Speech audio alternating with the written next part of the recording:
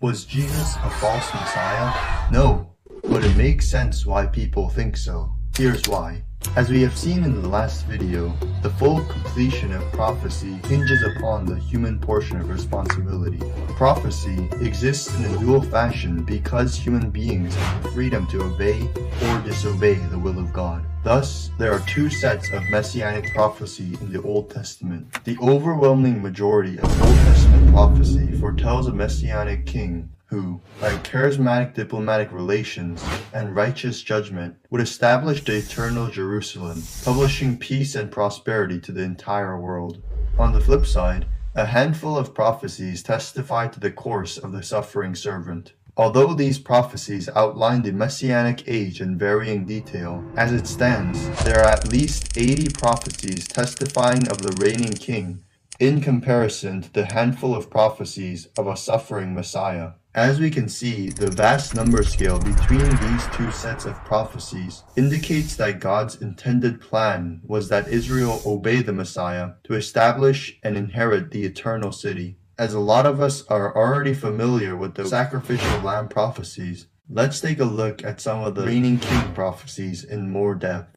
One of the most famous messianic passages, Isaiah 9:1-7 states, "In the latter time he has made glorious the way of the sea, the land beyond the Jordan, Galilee of the nations. The people who have walked in darkness have seen a great light. Those who dwelt in a land of deep darkness, on them has a light shone. For unto us a child is born, unto us a son is given, and the government will be upon his shoulder, and his name will be called Wonderful, Counselor, Mighty God, Everlasting Father, and Prince of Peace. Of the increase of his government and peace there will be no end, upon the throne of David and over his kingdom, to order it and establish it with judgment and justice from that time forward, even forever." As we can see, the prophet foretells an era in which Jerusalem will no longer be in anguish, as the Messiah shall rule his kingdom with order and justice. The Son, who is given to the people of Israel, is positively identified as the Christ due to the various messianic titles bestowed upon him,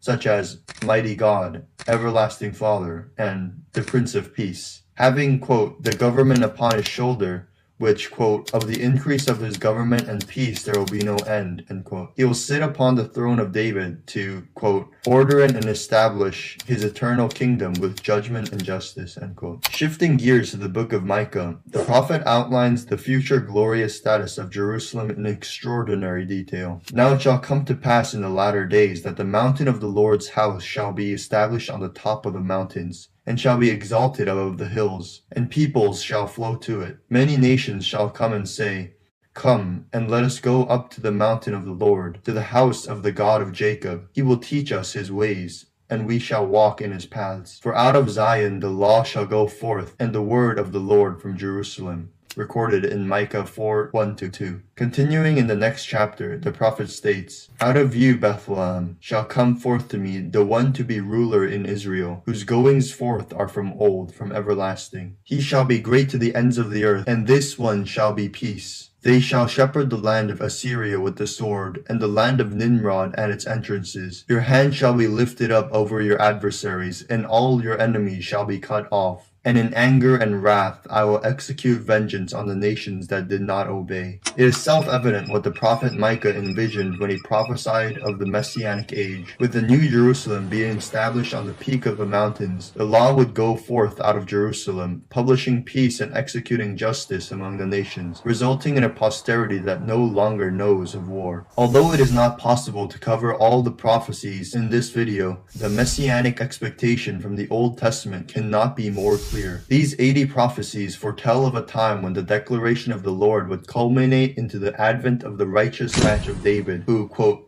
shall reign and prosper and execute judgment and righteousness in the earth. In his days Judah will be saved, and Israel will dwell safely. With the incarnation of the Messiah, he would, quote, raise up the booth of David that is fallen and repair its breaches, and raise up its ruins and rebuild it as in the days of old, in which, quote, the nations will know that I, the Lord, sanctify Israel, when my sanctuary is in their midst forevermore. With all nations flown to the house of the Lord, the Messiah would have the government upon his shoulders, and of the increase of his government there will be no end. With the Son of Righteousness with healing in its wings shining behind them, the root of Jesse shall stand as a banner to the nations, executing justice and righteousness in the land. In those days the law shall go forth out of Zion, and all peoples, nations, and languages should serve the Messiah, making all his enemies his footstool. Although all nations will serve him, this will not be a tyrannical sovereignty, as, quote, the poor among mankind shall exult in the Holy One of Israel, because of the Messiah's peaceful and righteous dominion. Rather than fearing this new sovereignty, the peoples of all nations will rejoice, awaiting the light of Zion to proclaim liberty to those held captive under the iron fist of tyrannical rulers. On that day, 10 men from varying nations will grab a hold of the Jews, saying, "Let us go with you, for we have heard that God is with you, because violence shall no more be heard in your land. The Lord will give the ends of the earth for his son's possessions, and establish the Messiah in his house and his kingdom forever."